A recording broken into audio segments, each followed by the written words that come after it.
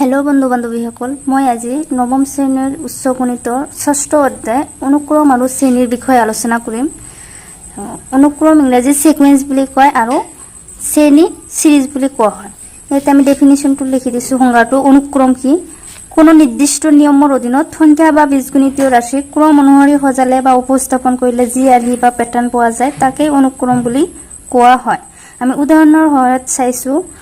এটা আমি যদি স্বাভাৱিক সংখ্যাৰ সংহতিটি লৈ লও 1, 2, 3, 4, 5, 6 ... আৰু গৈ থাকিব। গতিকে স্বাভাৱিক সংখ্যাৰ সংহতিটো এটা অনুক্ৰম হ'ব কিয়নো এটা নিয়মৰ অধীনত গৈছে। প্ৰথম পদটো ইয়াতে 1 আছে। অনুক্ৰমটাৰ প্ৰতিটো স্থানত থকা সংখ্যা বা অংকক এটা পদ বুলি কোৱা হয়। প্ৰথম স্থানত যেটো আছে প্ৰথম স্থানত 1 আছে, গতিকে প্ৰথম পদ 1 হ'ব। দ্বিতীয় পদ 2 আছে ইয়াতে, দ্বিতীয় পদ 2 হ'ব। তৃতীয় পদ 3, চতুৰ্থ পদ 4। আৰু প্ৰথম পদক আমি t ৰে লিখি স্মল t ৰে লিখিছো। t1 = 1, দ্বিতীয় পদ t2 = 2, t3 = 3। এনেকে গৈ থাকিব। অনুক্ৰম এটাৰ প্ৰতিটো স্থানত থকা সংখ্যা বা অংকক এটা পদ বুলি কোৱা হয়। আৰু পদটোক আমি t1, t2, t3 ... tn ৰে লিখিম। tn টো হ'ব nতম পদ। লাষ্টটো যেটো পদ থাকিব হেতু tn ৰ মান হ'ব nতম পদ হ'ব। গতিকে এইটো স্বাভাৱিক সংখ্যাৰ সংহতিটো এটা অনুক্ৰম হ'ব কিয়নো প্ৰথমতে ইয়াতে 1 আছে। এইটো এটা নিয়মৰ অধীনত গৈছে কিয়নো প্ৰথম অংকটোৰ লগত আমি 1 যোগ কৰি 2 পাইছো। দ্বিতীয় স্থানত 2 পাইছো। দ্বিতীয় স্থানটোৰ লগত 1 যোগ কৰি আকৌ তৃতীয় স্থানটোৰ পাইছো। আকৌ তৃতীয় স্থানত 3 আছে, ইয়াৰ লগত আকৌ 1 যোগ কৰি 4 পাইছো। যেনেকুৱা 1 + 1 2, দ্বিতীয় স্থানত 2 পাইছো। আকৌ 2 ৰ লগত আকৌ 1 যোগ কৰি আমি 3 পাইছো। 3 ৰ লগত আকৌ 1 যোগ কৰি 4 পাইছো। গতিকে স্বাভাৱিক সংখ্যাৰ সংহতিটো এটা নিয়মৰ অধীনত স্থান দিয়া হৈছে প্ৰতিটো অংককে। গতিকে এইটো এটা অনুক্ৰম হ'ব। আৰু এইটো অনুক্ৰমত nতম পদটো বা লাষ্ট পদটো তোমাৰ n হ'ব। আৰু nতম পদটোক আমি ক্যাপিটেল TN দ্বিতীয় বন্ধনী সহকাৰে লিখি সমান nতম পদটোৰ মান আমি লিখো। nতম পদ যেটো 1, n ৰ মান 1, 2, 3 ... গৈ থাকিব। গতিকে অনুক্ৰম এটাৰ প্ৰতিটো স্থানত থকা অংক বা সংখ্যাক পদ বুলি কোৱা হয়। পদ কেইটা কি কৰি দিছো আমি। আৰু লাষ্টত যেটো অন্তিম পদ থাকে ইয়াক nতম পদ বুলি কোৱা হয়। nতম পদক আমি tn ৰে বুজাইছো। আৰু tn = nতম পদটো আমি সেকেন্ড বন্ধনীৰ সৈতে দেখুৱাব লাগিব। nতম পদটো ইয়াতে n আছে, গতিকে আমি সেকেন্ড বন্ধনীৰ মাজত n টো লিখি দিছো। উদাহৰণ নম্বৰ 1। নম্বৰ 2 আৰু এটা উদাহৰণ লৈছো। এইটো স্বাভাৱিক সংখ্যাৰ যেটো অনুক্ৰম আছে বা সংহতি আছে। স্বাভাৱিক সংখ্যাটোৰ লগত যদি আমি এটা বেলেগ এটা নিয়মত অধীনত সংখ্যা কেইটা আমি উপস্থাপন কৰো তেনেহলে এটি কি হ'ব।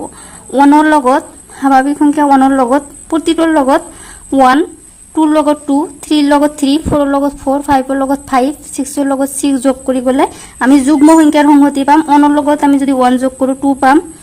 তাৰ পিছত 2 ৰ লগত 2 যোগ কৰিলে 4, 3 ৰ লগত 3 যোগ কৰিলে 6, 8, তাৰ পিছত 10, 12 এনেকৈ পাই যাম। 2, 4, 6, 8, 10, 12 এইটো এটা অনুক্ৰম হ'ব। ইয়াৰ প্ৰথম পদ t1 = 2, t2 = 4, t3 = 6 ...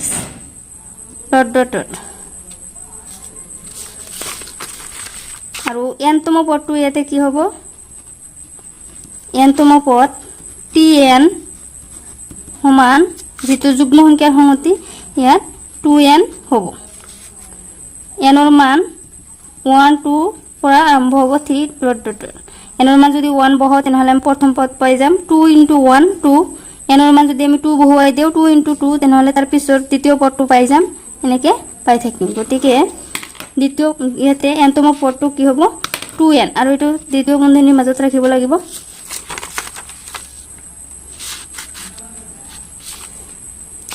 2, 4, 6, 8, 10, 8, 12 ... এইটো এটা অনুক্ৰম হ'ব কিয়নো 2 লগত 4 যোগ কৰি 2 যোগ কৰি আমি তাৰ দ্বিতীয় নম্বৰটো পাইছো আকৌ দ্বিতীয় নম্বৰটোৰ লগত আকৌ 2 যোগ কৰি আমি 6 পাইছো 6 ৰ লগত 2 যোগ কৰি আমি 8 পাইছো গতিকে এইটো এটা নিৰ্দিষ্ট নিয়মৰ অধীনত ৰাশিকেইটা ক্ৰম অনুসৰি সজোৱা হৈছে গতিকে এইটো এটা অনুক্ৰম হ'ব আকৌ যদি আমি পদকেইটাৰ স্থান সালসলনি কৰি দিও বা সলাই দিও তেনেহলে এইটো অনুক্ৰম নহব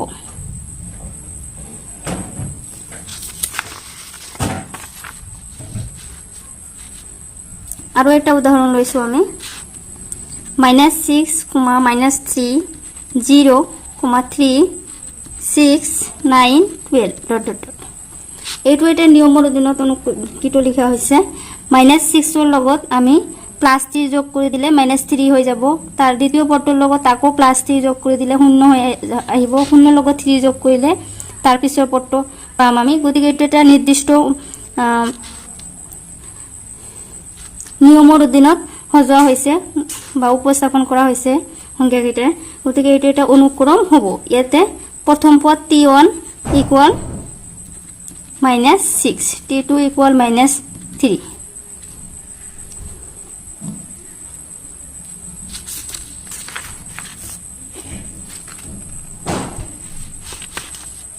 পিছত 4 নম্বৰ আৰু এটা উদাহৰণ লৈ লৈছো 1, 5, 9, 13, 17, 21 এইটো এটা অনুক্ৰম হ'ব কিয়নো ইয়াতে প্ৰথম পদৰ লগত ঠিক 4 যোগ কৰিলে তাৰ দ্বিতীয় পদটো আমি পাইছো 1 + 4 = 5 আকৌ দ্বিতীয় পদৰ লগত আকৌ 4 যোগ কৰিলে আমি তাৰ পিছত তৃতীয় নম্বৰটো পাইছো এনেকুৱা সবকেইটা আমি পাই গৈছো গতিকে এইটো এটা নিৰ্দিষ্ট নিয়মৰ অধীনত উপস্থাপন কৰা হৈছে সংখ্যাকেইটা গতিকে এইটো এটা অনুক্ৰম হ'ব কিন্তু অনুক্ৰম এটাৰ n তম পদ কেনেকৈ আমি বাহিৰ কৰিম n তম পদৰ সূত্ৰটো আমি যদি অনুক্ৰম এটাৰ সাধাৰণ অন্তৰ সমান হয় সাধাৰণ অন্তৰ কি ইয়াতে প্ৰথম পদ কি আছে a1 = 1 দ্বিতীয় পদ a2 = 5 ইয়াৰ সাধাৰণ অন্তৰ কমন ডিফাৰেন্স আমি স্মল d ৰে বুজাও কমন ডিফাৰেন্স যদি সমান হয় সবকেইটাৰ সংখ্যা বা অংকৰ মাজত তেনেহলে আমি এটা সূত্ৰৰ সহায়ত তাৰ n তম পদটো বাহিৰ কৰিব পাৰো d সাধাৰণ অন্তৰ d মানটো হ'ব আমি a2 - a1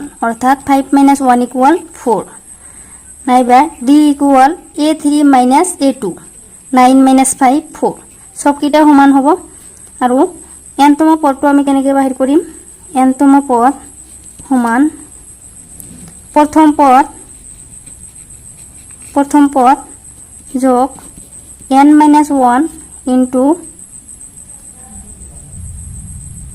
d অর্থাৎ সাধারণ অন্তর মান সাধারণ অন্তর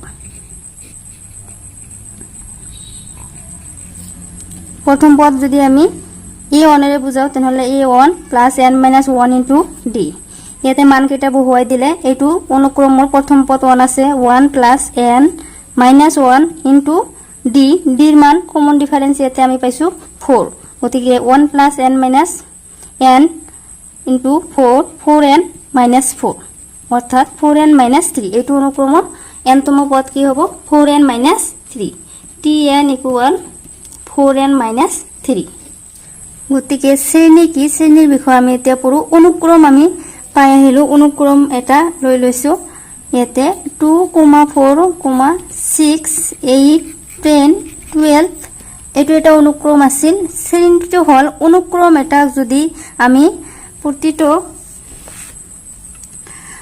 পদবোৰকে একে স্থানতে ৰাখি যোগ চিহ্নৰ দ্বাৰা সংযোগ কৰা হয় তেন্তে তাক আমি শ্ৰেণী বুলি ক'ব পাৰিম যেনেকুৱা 2 + 4 + 6 + 8 + 10 + 12 + ... এইটো এটা কি হ'ব শ্ৰেণী হৈ যাব অনুক্ৰম এটাৰ পদবোৰক একে স্থানত ৰাখি একে ক্ৰমতে ৰাখি প্ৰত্যেকটো যোগ চিহ্নৰ দ্বাৰা সংলগ্ন কৰিলে যি আৰ্হি বা প্যাটাৰ্ন পোৱা যায় তাকে আমি শ্ৰেণী বুলি কোৱা হয়